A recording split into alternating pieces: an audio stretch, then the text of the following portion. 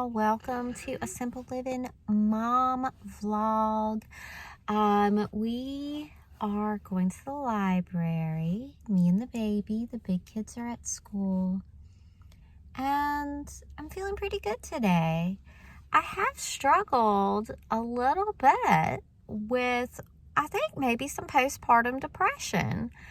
And for those of you who have read Sylvia Plath, I feel today as though the bell jar has lifted, and boy, does it feel good. And I just want to assure you guys that I do receive mental health treatment, and that at my base level, my life is just exactly what I want it to be, and I am extremely happy. But I just have a mental health issue of some depression, which can be complicated for some people to understand if they don't experience it. So let's get in that library and have a good time. Huckleberry!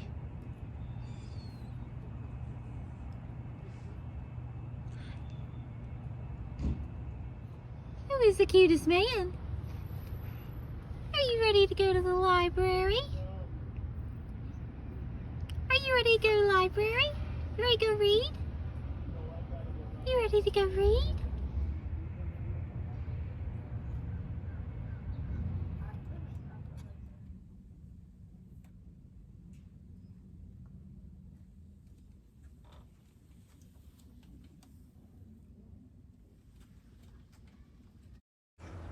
1,000 Books Before Kindergarten is this awesome program at the public library that just encourages parents to read 1,000 books to their babies, their toddlers, their little ones before they get to kindergarten.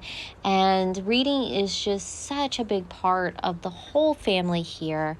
And so Huckleberry's up to 600 books now, and we really love keeping track of how much we read to him each day. It's a nice little motivator. Read so many books. Do you feel that wind? Is it cold? Oh, is it blowing right up your little mouth?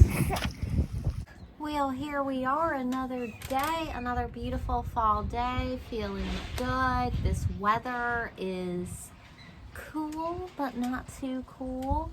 Having some coffee on the porch. Baby's hanging out with me.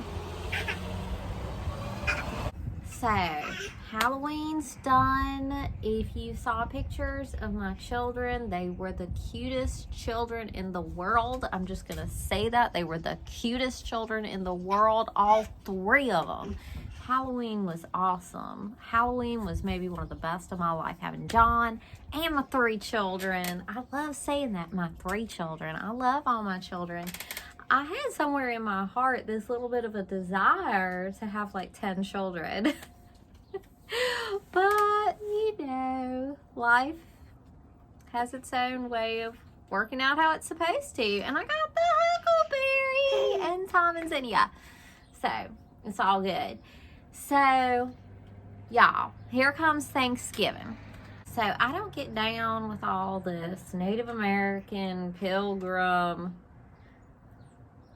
turkey slaying Thanksgiving, but I am so down with gratitude and feasting. Gratitude and feasting and healthy togetherness with friends and family. And so in that respect, I am just so excited for Thanksgiving. I'm so happy about Thanksgiving. Here we go. Now, every year, the day after Thanksgiving, y'all know what that is. Black Friday. So I don't really get down with a lot of Black Friday either, you know. But every year, I offer a sale on my Patreon. Now, I have been posting on Patreon since either 2017 or 2018. 2017 or 2018. There are years of videos on Patreon.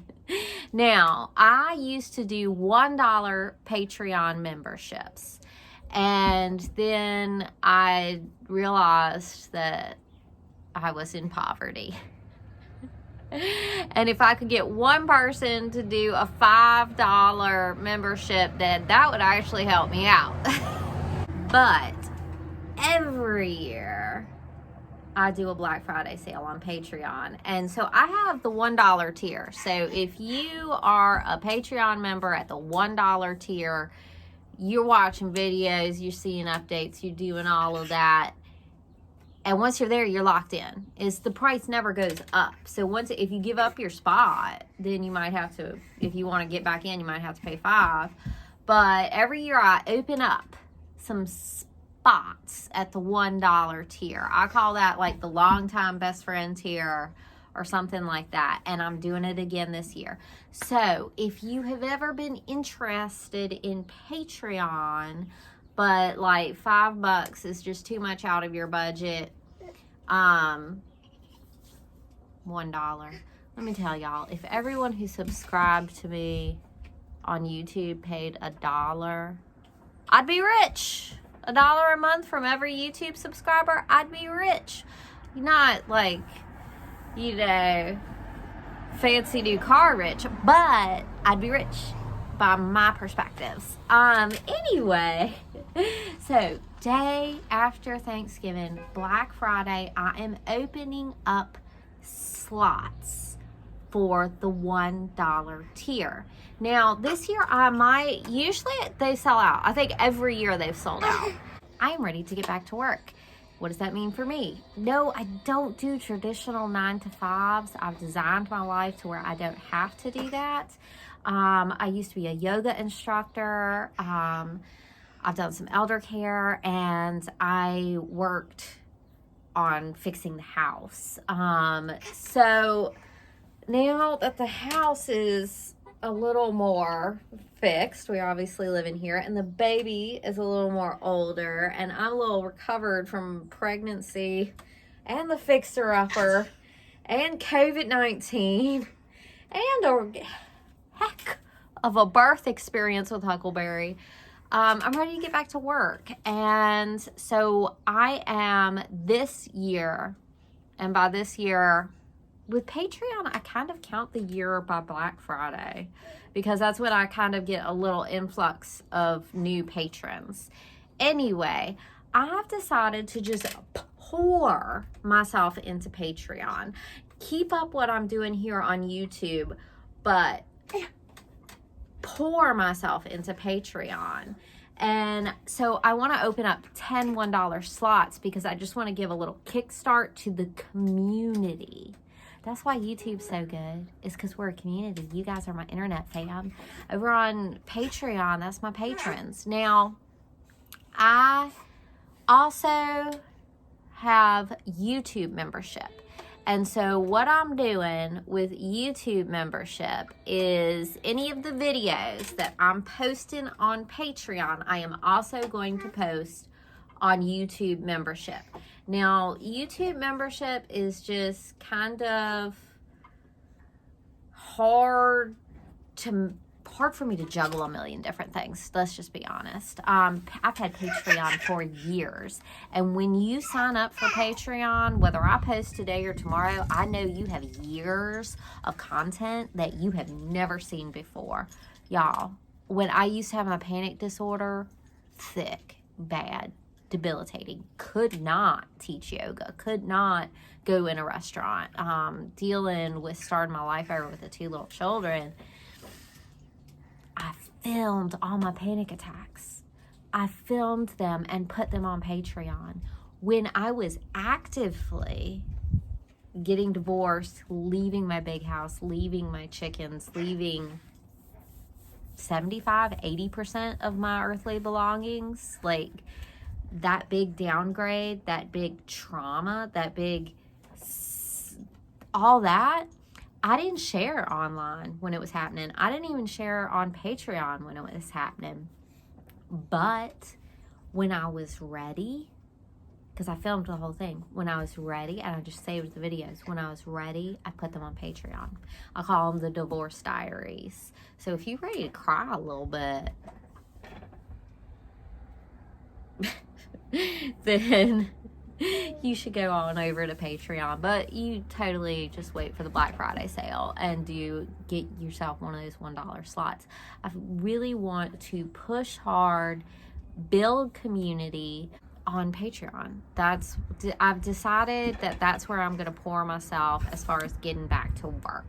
I always keep up my Way Crunchy YouTube, but right now I'm not, you know, in this big push to focus on getting the house moving ready. We're moved in, but I need to be generating income. And here on YouTube, I never go viral. I never get the numbers. I'm almost at 5,000 of you lovely folks. But as far as ad revenue, that's not much. As far as just Google ad revenue, AdSense, what YouTube pays me to make videos is not much. But you guys are the best. Like, you guys have seen me through it all, you know.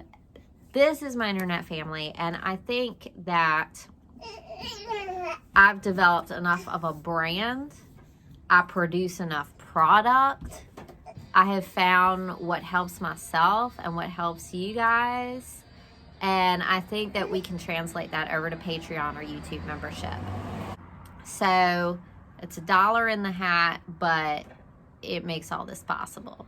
It takes a lot of views to equal $1 in ad revenue with YouTube. But I've got all of you followers who've been with me through thick and thin. And I think passing the hat is going to work a little better than whatever the algorithm is here on YouTube. I just never can seem to just like hit it, you know. It's slow growth, but it's real growth. I am connecting. Oh, God,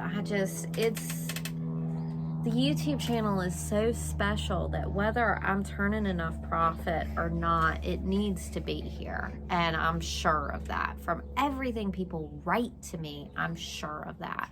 So Patreon, just because it's not open to just anyone clicking, haters, that kind of thing, it's a more intimate, safe space, which is why my panic attacks and my divorce diaries are over there on Patreon, because there has just never, ever been a hater on Patreon, because no one's going to pay to hate on you. At least not in my experience, thank goodness. Y'all, it's the Fall Fund Pledge Drive. Do y'all listen to public radio? They always having a fun drive. They're like, if this content has value, has meaning, if you value this music, then, you know, here is a time to help support it. Community funded public radio. That's me right now. My in progress porch paint job. Bit by bit, drip by drip, the bucket fills. Another day. The weather has been pretty nice. The mornings have been super chilly, which I don't like because it reminds me of seasonal depression. And eventually those cold winter days are going to get here where I feel like I just can't get warm and it starts to wear my nerves down. But we're not there yet. So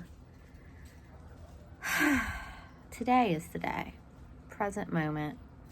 Gratitude. I gotta keep myself straight. So recently I had a day where I just like kind of hit the lottery. And I have not showed y'all. I filmed that day, but it's been a while because I filmed hitting the lottery, figuratively speaking. And then it resulted in me having to do a lot of work.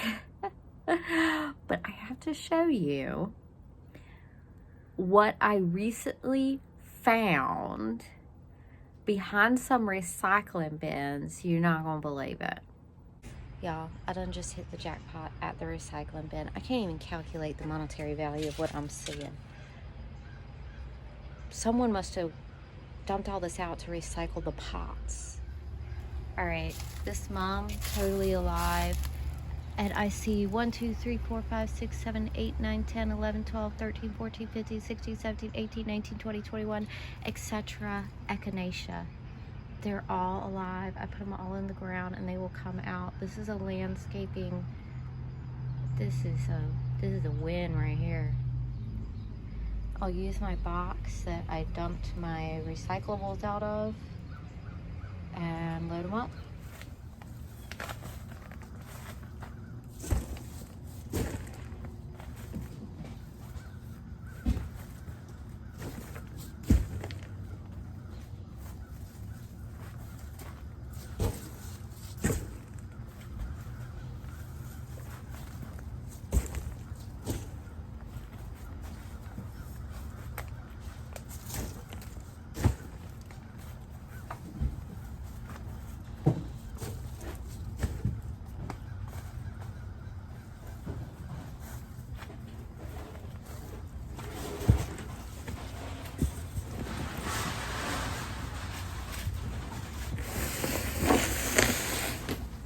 Well, I guess I'm planting 30 echinacea today.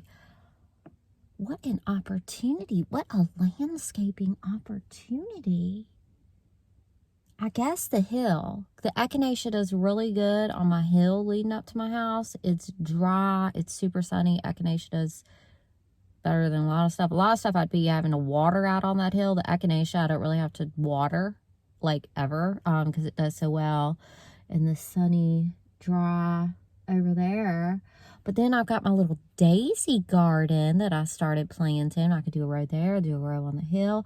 I mean, I've just got an incredible landscaping opportunity here. Echinacea is great for pollinators.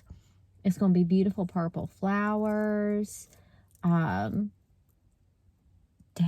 I really scored this morning.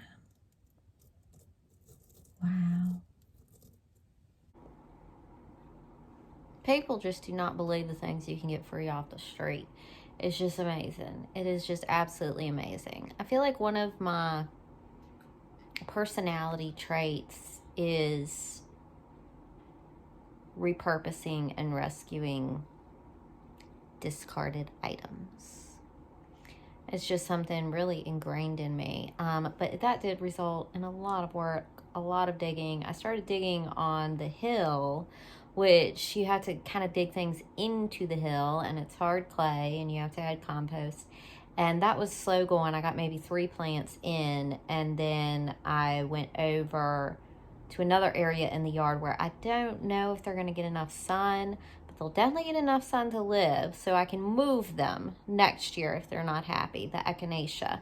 So I was able to dig a lot easier and plant a lot easier, and I've still got a few echinacea. I mean, it was probably 30. It was a lot.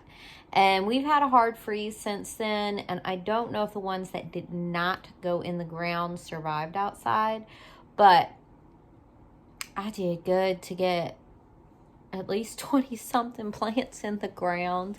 I did a little research on mums, and some mums I think are perennials and some are annuals. And if they have runners near the base, then they're probably perennial. And if they don't have any runners near the base, they're probably annuals. Don't quote me on this. I'm new. I've never tried to plant a mum outside, but I decided the one I got from the street, I ran out of time. I did so much digging, and ugh. And then but I do have a mum we were gifted this season that I am going to try and plant in the yard, but I think I might overwinter it inside the house, to be determined. But yeah, you guys, just living my little life here, taking you guys along with me, and I'll see y'all next time.